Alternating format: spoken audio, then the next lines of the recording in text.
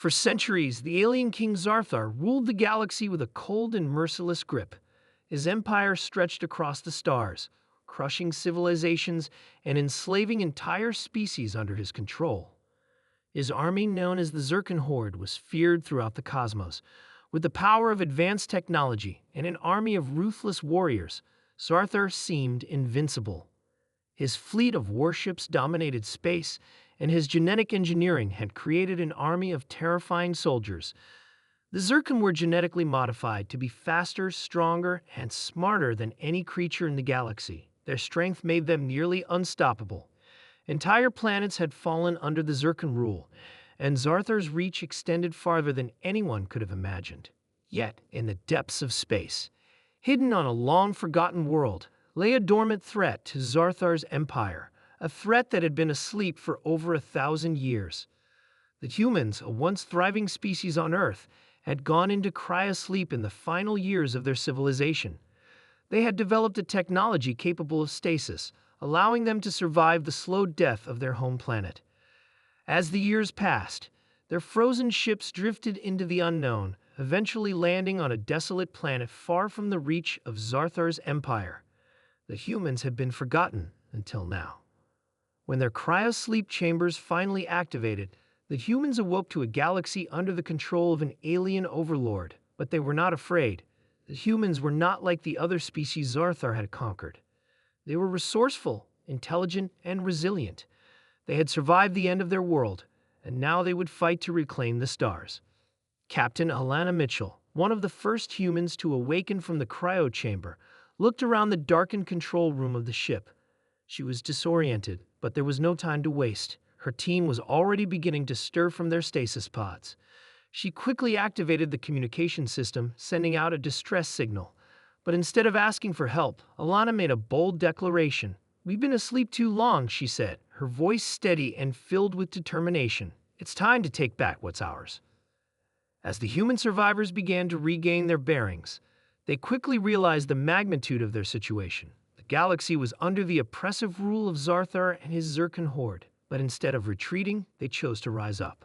Alana's crew, a small but skilled team of soldiers, scientists, and engineers, set to work making their ship operational. They had no knowledge of the galaxy's politics or the strength of Zarthar's forces, but they had something that the alien king lacked: unity and a fierce determination to fight for their survival. The humans didn't rely on overwhelming numbers or advanced weapons. They used their ingenuity and resourcefulness. They modified their ship's engines to reach incredible speeds, and they hacked into Zarthar's communication systems to gain valuable intelligence. Each human brought their unique skill to the table, and together they made something powerful. Zarthar, however, was not one to underestimate any threat. When his scouts detected the human ship moving through the galaxy, he dismissed it at first. He had seen species rise and fall before. But as the humans continued to gain ground, capturing smaller alien vessels and outsmarting his forces, Zarthar grew worried. He had never faced a species quite like them. The humans didn't fight like the Zircon or any other species Zarthar had encountered. They didn't fight with brute force or overwhelming numbers. They fought with strategy, surprise, and cunning. Their battles were swift and decisive, their tactics always unpredictable. They made it look easy, but Zarthar knew it was far from that. One of the human crews infiltrated a Zircon warship, quietly taking down the entire ship's command structure before the Zircon even realized they were there. Another group of humans freed slaves from a Zircon mining planet, rallying the enslaved to fight back. The resistance spread like wildfire, and soon, Zarthar could no longer ignore the growing threat. Zarthar gathered his most trusted commanders and devised a plan to finally crush the human resistance once and for all. He would lure them into a trap, using one of his largest warships, the Apex, as bait. With its advanced weapons and impenetrable defenses, Zarthar believed the humans would never stand a chance. But the humans were always one step ahead. Captain Alana Mitchell knew that Zarthar would attempt such a trap. Instead of charging directly into the heart of his fleet, they used a series of decoys and misdirections to draw the Zircon away. The humans were willing to sacrifice a few ships if it meant they could land a decisive blow against the Apex. In the final battle, the humans attacked with a fury that left Zarthar's commanders in disbelief. They were skilled fighters, but what truly set them apart was their sheer willpower. The Zircon could not comprehend the relentless spirit of the humans. They fought with a determination that was almost otherworldly.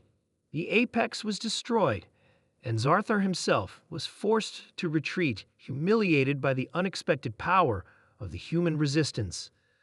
The news spread quickly through the galaxy. The humans had returned, and they were unstoppable. Zarthar's empire began to crumble. The once feared alien king found himself on the defensive as the humans liberated planets, rallied resistance movements, and dismantled his once immense war machine. Zarthar's reign of terror was over. In the end, it was not the power of technology, the size of the army, or the strength of the weapons that defeated Zarthar. It was the unyielding spirit of humanity, the will to fight for freedom, to survive against impossible odds, and to protect what was theirs.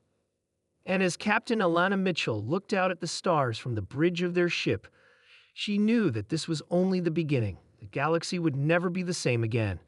Humanity had awoken, and they were ready to take their place among the stars.